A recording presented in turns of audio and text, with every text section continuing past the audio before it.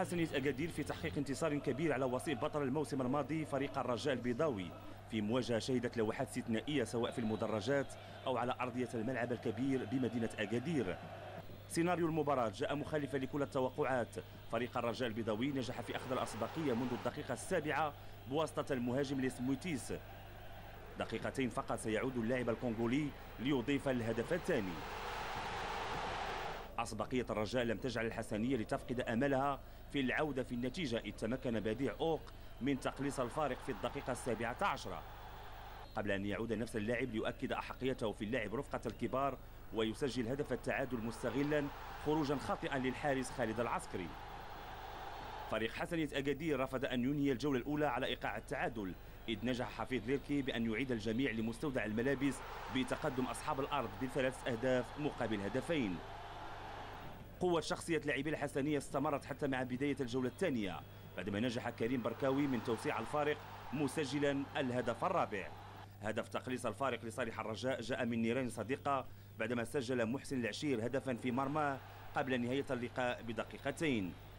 وبعدما اعتقد الجميع بأن المباراة ستسدل ستارها بهذه النتيجة، ارتكب سعيد فتاح خطأ داخل المعترك لم يتردد الحكم عادل زراق في الإعلان عن ضربة جزاء ترجمها بنجاح اللاعب اسماعيل الحداد لهدف خامس ليسجل حسنية أكادير انتصارا كبيرا وتاريخيا وبطعم خاص لأنه جاء أمام الرجاء ب5 مقابل 3، وهو الفوز الثاني له منذ بداية الموسم. محمودي، يعني مباراة الرجاء وحسنية أكادير 5 أهداف ل3، 8 أهدافات المباراة. فريق حسنية أكادير ما نزلش الايد ديالو بعد الهزيمه يعني بهدفين صفر في حدود دقيقه 11، لكن استطاع العوده في المباراه وتمكن الخروج بفوز بحصه 5-3. هناك عبار ودروس كثيره يجب ان ناخذها من هذه المباراه. اولا علينا يعني ان نرفع القبعه للجمهورين، جمهور فريق الرجاء وجمهور فريق الحسنيه، قدموا صوره حضاريه كبيره واعطوا دروس لبعض الجماهير التي يعني تحاول خدش سمعه الكره المغربيه، لذلك فقدموا لنا صوره كبيره. وفي بعض الاحيان عماد كنا في المدرجات نرى صورة جميلة لكن على رقعة الملعب، لكن ما كان أجمل في هذه المباراة وأن الصورة التي أعطاها الجمهور في المدرجات أكملها الفريقين وأعطونا.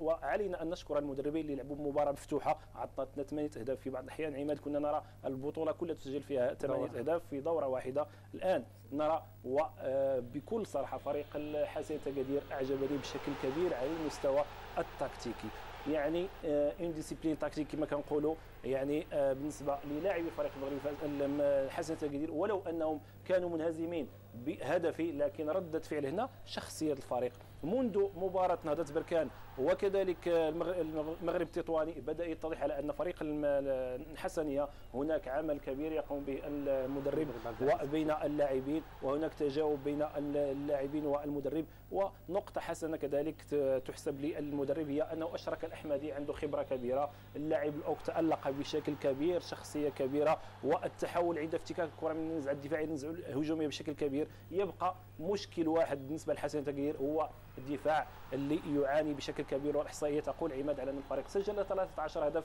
ودخلت مرمى 13 هدف، لذلك ليس هناك توازن بين خطوط فريق الحسنيه. ربما كذلك التعليمات اللي عطاها عبد العزيز كيتوي رغم هزيمه الفريق في الدقيقه 11 بهدفين-0 العد المرابط ربما يعني انت كلاعب ربما 2-0 في 15 دقيقه الاولى، ربما اللاعبين كينزلوا يديهم صافي المباراه انتهت. كنظن يعني العمل الكبير اللي كيقوم به السي عبد العزيز كيتوي عمل كبير. كنظن حتى النتيجه اللي لعبت عليهم النهار ديال تطوان كانوا منهزمين ورجعوا في المباراه. كنظن القوه ديال حسنية أكادير هو الرجوع في المباراه، يعني 2-0 باش ترجع في المباراه وتربح ضد فريق الرجاء البيضاوي، يعني هذه تحسب لفريق حسنية أكادير.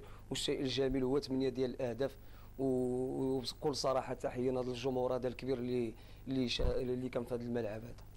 المباراه شهدت